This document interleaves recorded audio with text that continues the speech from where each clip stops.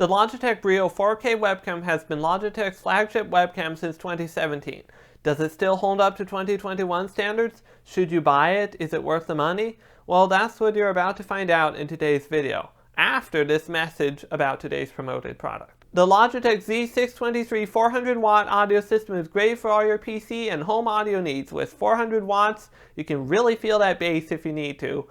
And also you can still hear clear and crisp trebles, all for a reasonable price. You can check it out using the first link in the video description.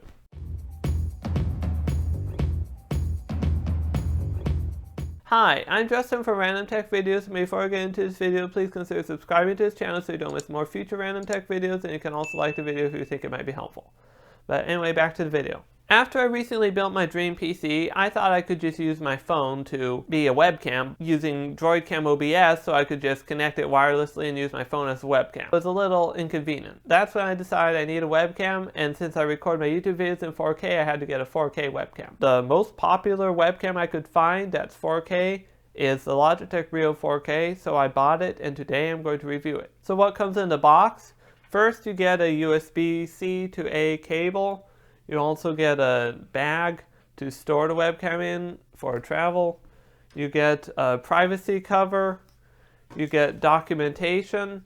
And then, of course, you get the webcam itself. So now we're to the point of the review where I need to discuss the video quality. This is the most obvious part of the review. So for this part, the rest of this video will be recorded only using the Logitech Brio 4K. Right now I'm recording the rest of this video on the Logitech Brio 4K webcam. I'm still using my microphone's audio for now. As you can see, video quality is pretty good, I'd say. I like the video quality, however, I do wish there was a little bit more background blur, because just for that professional look and to hide what's in your background if you want it. However, I personally have an NVIDIA RTX GPU, and so I'm able to use NVIDIA Broadcast to blur my background, and even if I'm not worried about 4K and want 1080p, I can have it zoom in and track my face around so that I'm always in frame. This webcam is 4K 30, but it can also be used as 1080p 60, so whatever you feel is best for your needs. Most video conferencing apps may not even be able to make use of the 4K, but if you're streaming or recording,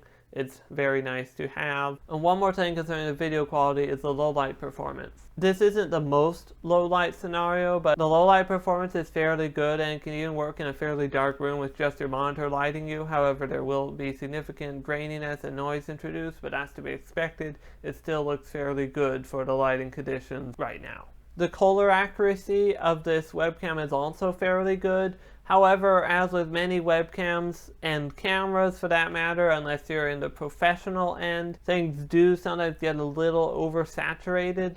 No color grading or adjustments have been applied to any of the footage you are seeing from this webcam today. And now here's what the webcam's audio sounds like. I'd say the audio sounds fairly decent, and it can also hear you mostly anywhere in the room. So if I go over here, even out of the frame, it can still hear me. However, I would recommend using a better audio source if it's just you talking to the camera. But if it's for video conferencing, the audio will be good enough in most situations unless you have significant background noise. And now this is back to my lav mic's audio.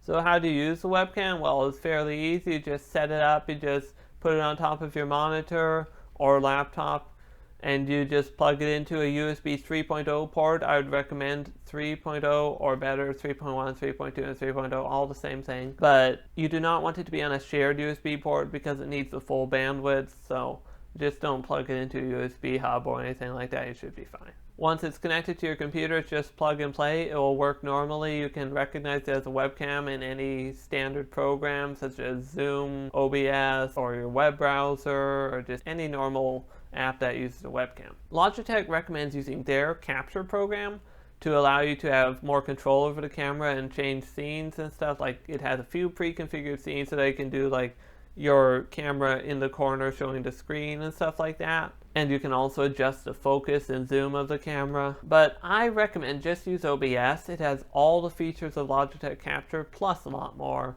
And I'm not trying to hate on anyone or anything, but some of the reviewers said you needed Logitech Capture to adjust the zoom and focus and exposure. That is not true. You can do it in OBS just as well. All you need to do in OBS is go to the video capture device source and then select properties, configure video, and then camera controls, and from there you can set it to auto or manually adjust your focus and zoom and exposure. And anything else you want to do, you can do it right there. I don't recommend messing with any of these settings because if you zoom in, you'll be losing data from the sensor and it'll look blurry and pixelated due to it being digital zoom, but it's there if you want it. Some additional features of this webcam includes a privacy cover, so if you're paranoid about people spying on you, you can put that on and just cover the webcam when not in use. It also has a light so that you can see when anything is actively using your webcam. And it also includes Windows Hello facial recognition. I find this very helpful so I don't have to enter my password every time. You just look at the camera and you're logged in.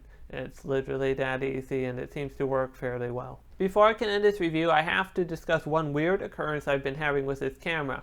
If I plug it into my front USB ports on my PC, it glitches and looks crazy. I have no idea what's going on.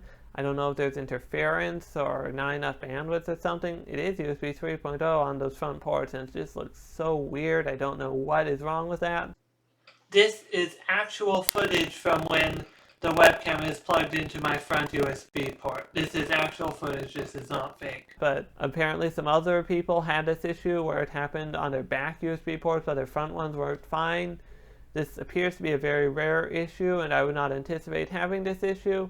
But if you do, just try a different USB port. I wouldn't worry about that because it's very unlikely that your situation will have it. I tried it on some other computers and it didn't have this issue. So now what you've been waiting for, is it worth the money? In most cases, I'd say yes. I mean, if you're just using it to take a class on Zoom or something, no, it's not worth it. Just get a good 1080p webcam and you'll be good to go. But for those who want to do some serious entry-level streaming and don't want to bother having a DSLR strapped behind their monitor or something like that, it's a great camera for that. And also if you do want to do video conferencing or something, you want a decent microphone, and you want to be able to digitally crop in a Zoom or have it track you around if you use NVIDIA Broadcast, then it's also worth it. So in most cases I'd say it's worth it because even if you don't want 4K now, it's good to have that future-proofing for the future, especially at the discounted price on Amazon of currently anywhere from $160 to $180. You can check it out using the affiliate link in the description if you're interested. This is not a sponsored video or anything like that, and I'm giving my unbiased opinion, but if you do think it's useful, you can check it out using my link. It supports the channel and is no extra cost to you, and Amazon has the best prices at the time of recording. So I hope this video was helpful.